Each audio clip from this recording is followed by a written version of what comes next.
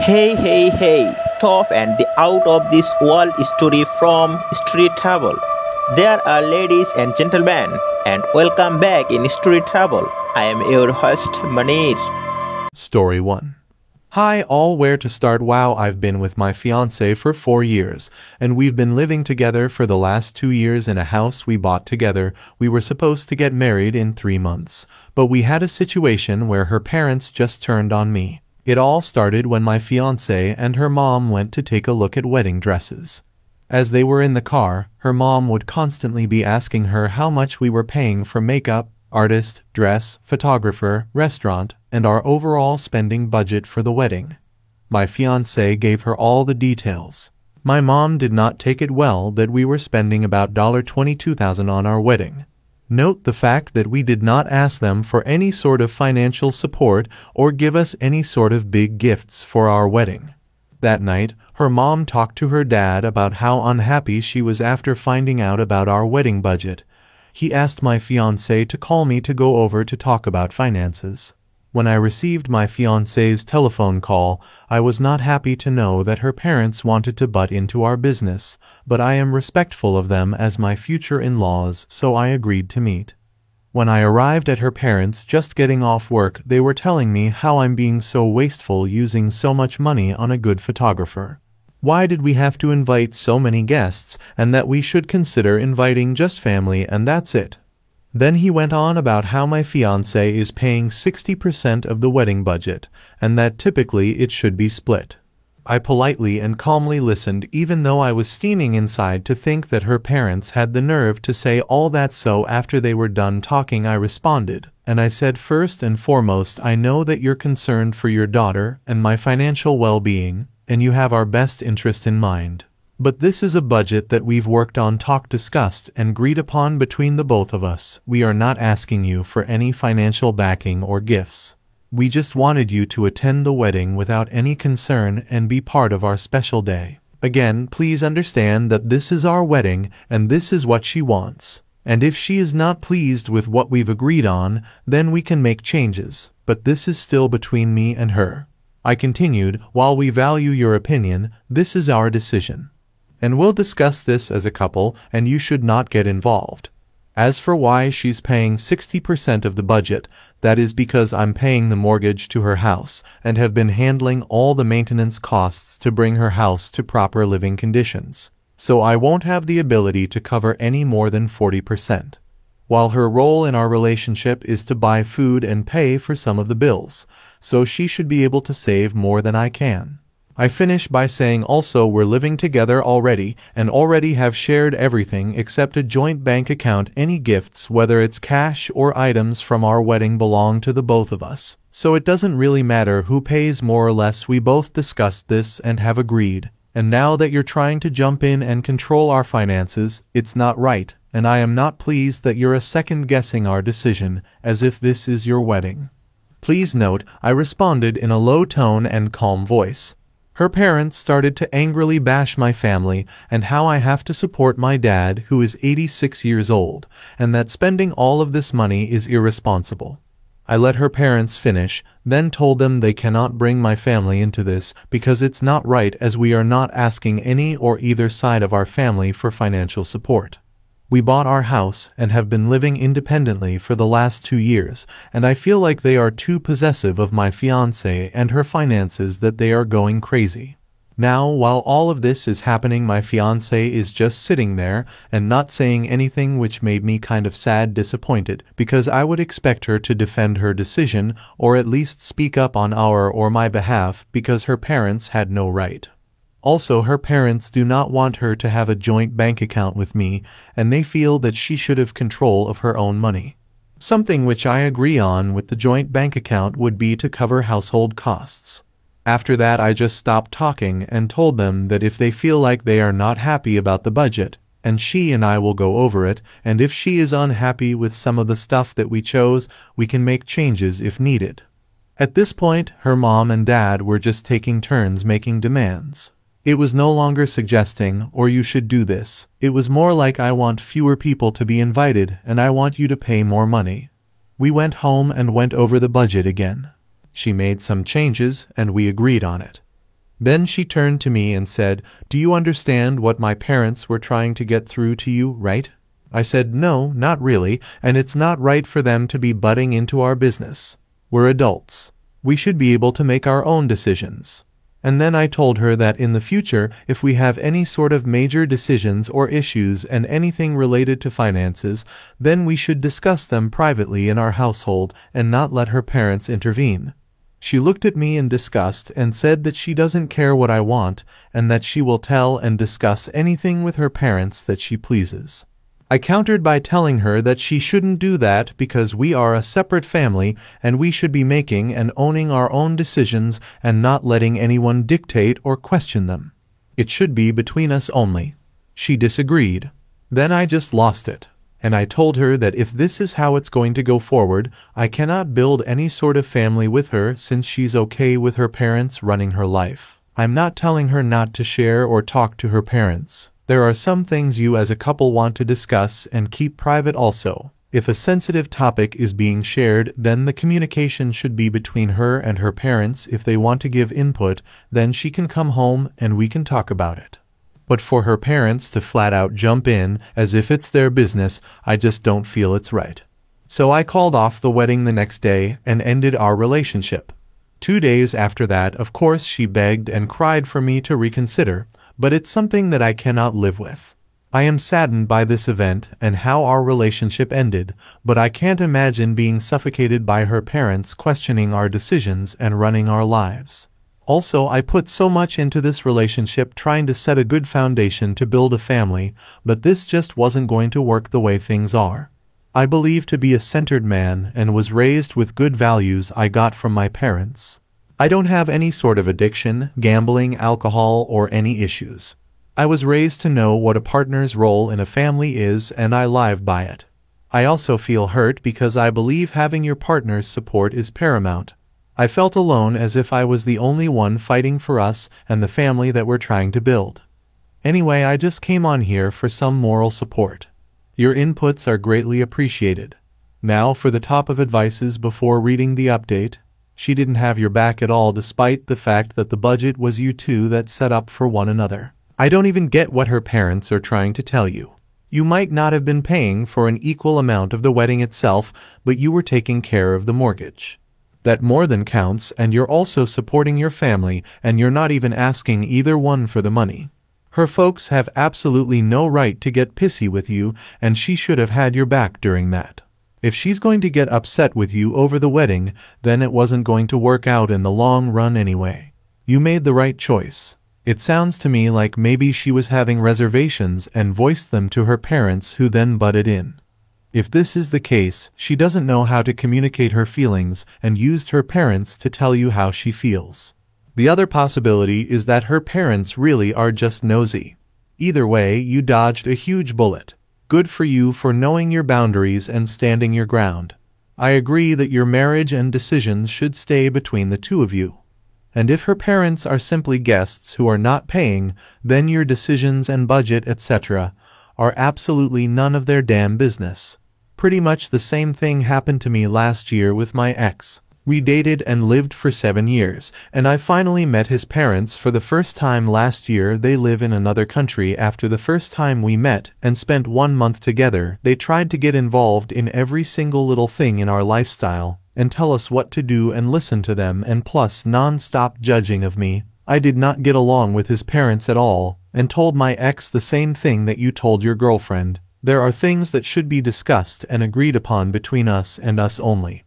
Your parents do not have a right to control us. Now for the updates.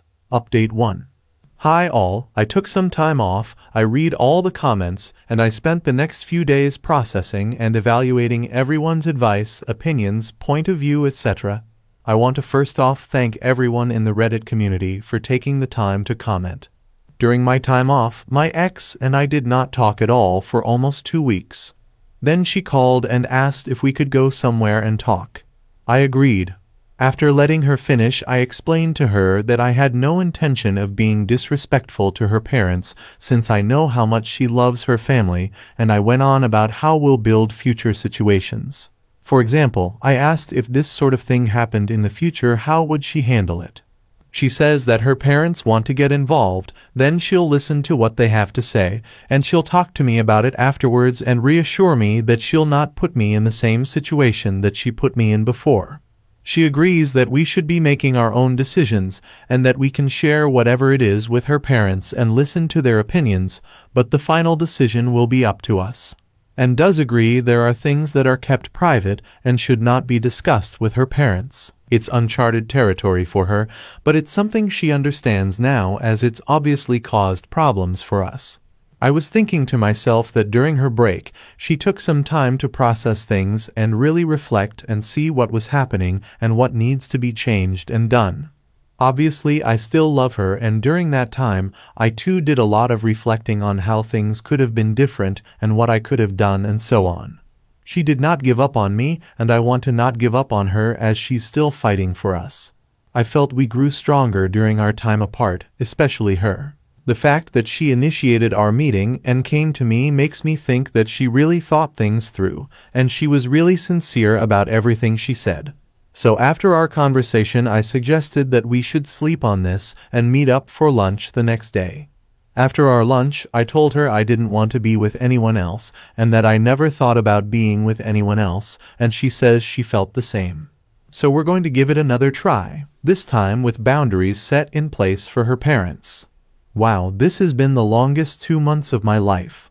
I'm glad things worked out the way that they did, but I wouldn't want to go through this again. It was HLL. At the same time, this made me feel we are stronger as a couple and anything was possible. Final update. It's been a little more than a month since we gave it another go, and I'm sorry to say that nothing had really changed. In fact, things got even worse. The first couple of days started out fine. I thought things were going good, but then she started bringing up how I should just go and apologize to her parents and just make them happy so we can settle this. I told her that I didn't do anything wrong, and that I thought we had already established a clear understanding of our boundaries and our stance as a couple. Then the whole conversation went south since I didn't want to give in and apologize for something I shouldn't have to. She then gave me the cold shoulder. We had a communication breakdown, and I was already stressed out with work as it is and the drama with her parents, and partially she had caused me for the last 4 months, was really putting a strain on my physical and emotional health. So we decided it was best to part ways.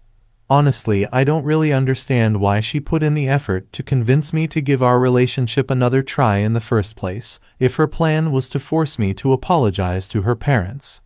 I don't understand how she thought that that would somehow solve everything. Well, it was a good thing I was hitting the gym, or else I would have been going crazy. Thank you to all the supporters. My new life starts now, and this time I don't have to worry about the what-ifs. Story 2. For context, my boyfriend and I have been together for a total of 8 years. We met through mutual friends while I was still in school, and he had just moved to my town to go to college. We were friends for 2 years before we started dating. The reason for this was because I was too scared to make a move, and secondly, he was in love with one of our mutual friends. After she got a boyfriend, he moved on to liking me, and we had been dating ever since.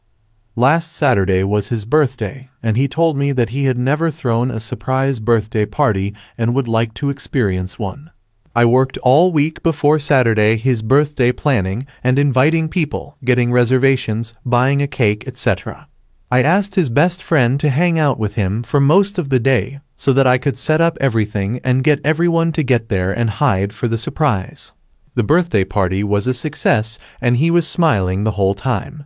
He had snuck off with his best friend somewhere, and I wanted to find him so that we could sing happy birthday and cut the cake.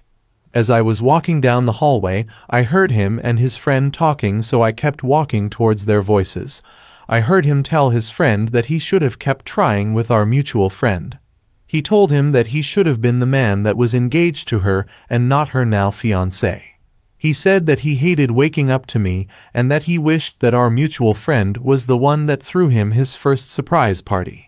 He said that he felt disgusted every time he had to kiss me or hold me because he knew that our mutual friend should be in his arms instead. He said that he felt like he was stuck in our relationship and that he would end up having to marry me. He said that our mutual friend was better than me in looks from head to toe. He said that she was the most gorgeous girl I have ever seen. I went back to the party and told everyone that I couldn't find him and that we should have to wait for him to come back. When he came back, he gave me a hug and a kiss on the head and told me he loved me. I didn't want to ruin his party, so I just went along with it. He doesn't know that I know he doesn't honestly love me. I've just been going along with everything. I honestly don't want to break up with him. I just want to know how I can make him fall in love with me. I don't know what I did to make him feel so unhappy, so I would like to know, how do I make my boyfriend fall in love with me, or should I just give up on the relationship? He is the first boyfriend I've ever had, and I'm scared to start dating again at my age. Now for the advice. I was 34 and honestly meeting someone in my 30s was the best. We were set in our careers, stable, and knew who we were as people individually and together. If I had married any of the guys I met in my 20s, I'd either be divorced or extremely unhappy right now.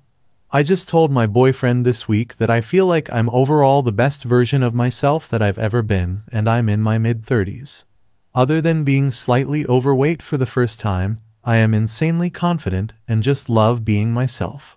I think that comfortability with yourself and confidence that comes with age is super attractive. Like, I can't imagine thinking 25 was somehow the peak of my life or the beginning of the end. Our youth-obsessed culture is so weird and sad. Oh girl, if I stayed with the dropkick I was at 25, I'd be freaking miserable. 25 is not too late to start dating again. You deserve way more than this disrespect. Call him out on it, watch his face, then leave. You cannot make someone love you, and someone who loves you will never say the things that you heard. SHT, they wouldn't think it, let alone speak it. This really breaks my heart for her, but I hope she has the strength and self-respect to leave his sorry ass. He is seriously sick in the head. Who lives a complete lie for 8 years, and they're literally repulsed by their partner. The lion smile on their face, what the F? Story 3. When I was a university student, I fell in love with Daria, not a real name obviously. She was the little sister of my best friend. So I considered her off limits, but my crush on her persisted and grew. She is one of the most beautiful, brilliant people who is alive and breathing to make the world a better place. How could I not be drawn to that? One day she told me that she had feelings for me. It's my relief my best friend didn't have a problem with me dating a sister either. So for 2 wonderful years Daria was my girlfriend. I should have asked her to marry me. I don't know why I didn't. I suppose I thought I had it all the time in the world. We were young, and there was no need to rush things. We lived in a country that isn't exactly democratic, and we were political activists. I ended up getting arrested and going to prison for 9 years. Please don't think I'm some kind of monster for this. I don't want to go into detail in case it makes me identifiable somehow, but we didn't hurt anyone or do anything immoral. What we did is not even illegal in the country where I currently live, and our beliefs are far from extremist. I haven't seen her spoken to Daria since the day I got arrested. My best friend died shortly afterwards, and Daria left the country partly due to the possibility that she'd be arrested too. There wasn't any way for her to contact me while I was in prison, though apparently she contacted my dad a few times in the beginning. Things got even worse in her country while I was being incarcerated, so my dad and I immigrated when I was released. We've been living in Western Europe ever since, and life is pretty okay. I live with my dad and I have a steady, if shty, job. Months ago I found Daria online. She lives in a neighboring country 7 hours away by rail. She doesn't use social media too much, but from what I've seen there's no evidence of a partner or kids. And even if she is married, I'd be content to just have her as a friend, as I was for the first years that we knew each other. Part of me desperately wants to reach out to her, and my dad has even encouraged me to do so, but I feel like it would be too selfish. The circumstances of her brother's death was very traumatic for her, and I'm afraid that I'm just living a reminder of all the bad things that happened to us. And if she does have a partner, would my contacting her offend him and trouble their relationship? I don't want to cause her any more sadness. Time stood still for me while I was still in prison, but I know it didn't for her or anyone else. She's done so well for herself. She's built a whole life, and I don't want to derail that life just because I feel entitled to a place in it. She might not even can remember me at all, and even if she did invite me back into her life, I'd be nothing but a burden now, owing to my wrecked mental health. We've been apart twice as long as I knew her. Have I even the right to miss her as much as I do? For now, I'm contented myself with Googling her name every so often and seeing that she's okay. It just hurts a lot, and I don't know how to make it not hurt. I still love her with everything I have. I probably will always love her. Should I reach out to her or leave her alone? If I do contact her, what should I even say? Now for the top of advices before reading the update. My little sister is from Iran. She was born in, even I think, the prison for female political prisoners, and most of her family was imprisoned and some fled. So I'm glad the rest got out and are safe, and I'm so glad you got out, and I wish some divine intervention would deal with those bastards that are committing those heinous crimes on their own population. Please go to therapy if you can. My siblings still suffer from torture PTSD decades later, and I wish all the best. Edit. I just read the update. I know exactly what you're describing. My little sister's oldest brother who was in prison the longest and had that emaciated haunted look. If she loves you, and it sounds like she does, she'll be hurting for you and for what you went through, not put off by how you look. Wear it like the badge of honor if it is, for what you went through, and go to therapy, eat healthy, have regular physical exercise, get your teeth fixed once you can. Your strength will build back up. But it's a process. They broke you into 1,000 little pieces, and it takes time and effort to glue them back together again. This was so beautiful, like a movie. Brought me a lot of joy. I hope you two get to see each other again. Have a wonderful life. Now for the update. First, I want to say thank you to everyone who offered advice or kind words. I had spent so long feeling ashamed about my situation and expecting most people to react very negatively if they knew. I had barely discussed it with anyone before except my dad and people whose job it is to help me, lawyers, therapists, etc. And I was very surprised to be met with so much compassion from a bunch of complete strangers. Thank you truly. Several people asked me for an update, and that's the least I can do in return. I sent Daria a message the evening after I made my post. It was something like, I don't mean to intrude, but I wanted to say hello and thought I would give you my new contact information in case you ever felt like getting in touch. If not, that's completely fine too. I left her my mobile number and email address, wished her well, and that was that. I knew it might be a while before she responded, if she responded at all, so I tried to put it out of my mind. Early Monday morning, my phone rang. It was an unfamiliar number from the country where Daria lives. Who else would ever be calling me from there? I panicked a little bit, but I managed to answer in time. She asked a few times if it was really me, and I couldn't tell if she was laughing or crying. At first she called me by the very affectionate version of my name she used to, but then she quickly apologized and corrected herself, which broke my heart a little bit. It was an awkward phone call, but not in a bad way. I was extremely nervous, and it seemed like she was too, but happy also. Some of you mentioned that Daria would want to know that I was safe, and this is more true than I could have guessed because unrest in my country increased a lot during the last year I was in prison. She was afraid that they would decide to quietly KLL me rather than let me go.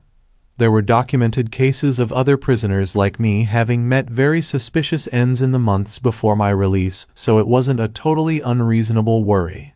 She also said she repeatedly tried to send me parcels of supplies and put money on my commissary account, but her attempts were rejected without explanation. After my sentencing, I was not allowed to receive correspondence or have a commissary account at all because of the classification of my crimes, so she was forced to give up. She told me this as an apology, as if I would have been disappointed with her for not helping me more. I had no idea she had done any of that, but do you know that it was not a safe thing for her to do, and I feel terrible that she put herself at risk trying to make me a little more comfortable. She didn't seem to want to talk about what had happened any more than that, and so we changed the subject to more light-hearted things, our jobs, the cities where we live, how my dad is adapting to a new country, etc. When she arrived at work and had to end the phone call, she asked if I wanted to continue talking through a messaging app. Obviously, I said yes and downloaded it immediately. We sent messages throughout the day, and she even interrupted her commute home to send me a picture of a restaurant modeled after one of my favorite books, just because she thought I would like it. She told me that she thought of me every time she saw it, but unfortunately the restaurant itself was not so good. I was afraid that she wouldn't remember me, but she even remembers the things I like to read. She remembers a lot of little things, even stuff I forgot. We have been sending messages back and forth ever since, and talking on the phone after I finish work at night until she gets too sleepy. Sometimes it feels like I'm 24 and she's texting me from a few blocks away, as if the next thing she might ask is what's for dinner. Other times it's like we're trying to will dead versions of ourselves back to life in order to avoid acknowledging what we've lost. She seems a lot more timid than she used to, more passive, which I suppose makes sense. Sometimes I worry about how much I've changed and that maybe she won't find anything left in me that's worthy of her. But if I could express in words what it feels like to hear her laugh, I could explain that there's a lot that we know very well. She hasn't lost her kindness or her warmth or her empathy. She still cares about me, and I still care about her. I know that rebuilding a friendship after all that's happened will take lots of patience, and I had plenty to spare. I'm just happy to have the chance to get to know her again. This morning Daria asked if I want to have a video call sometime this weekend. I agreed, but I'm ashamed to admit that as much as I want to see her, I'm very nervous. I look so different than she would remember. My jaw is messed up, and I have the teeth of a hockey player. Fortunately, I will qualify for health care insurance soon and be able to have it fixed. I lost weight that I haven't been able to put back on, and I see an old man in the mirror. I'm also worried that I will get very emotional when I see her and embarrass myself that way.